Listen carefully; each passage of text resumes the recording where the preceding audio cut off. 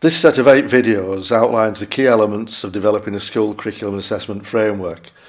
Based on the NHT framework, it provides a high-level view of each stage in the process. When you use the term using assessment outcomes, you're talking about reporting on pupils' performance for other teachers within the school, for parents so they know how their children are performing, for governors, for local authorities, and for anyone else who needs to know about the performance of those pupils within the school. The outcomes assessment can be used in many ways, and it's worth thinking through that.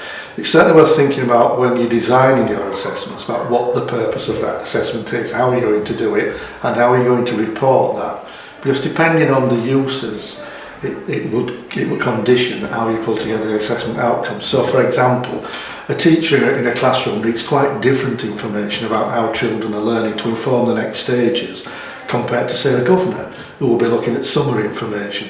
So the way that we report the outcomes will depend on the audience and the intended uses. But we have found that since the removal of levels in particular, schools have really struggled with this. They've found it difficult to come up with meaningful ways of expressing progress, the way that children are developing. So we've got to be really careful about thinking about what the assessment is for, what's the purpose, how are you going to report that, and once you've got those results, what are you going to do with it? And that should drive the format for the way that you actually report. That all sounds very plausible, but what do OffState want to see? I think that's the really interesting question. It's the one that tends to be on most people's lips in schools.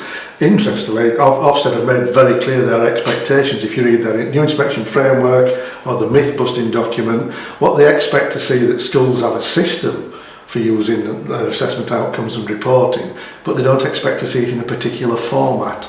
And I think that's the key thing to remember here. Ofsted are not expecting schools to have spreadsheets with tons of numbers in it. It should be whatever the school uses to inform teaching and learning. And if they can demonstrate that their assessment informs teaching and learning, Ofsted will be satisfied.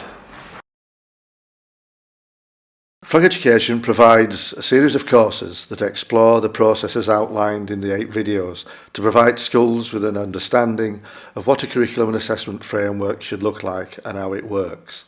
For further information, contact Frog Education.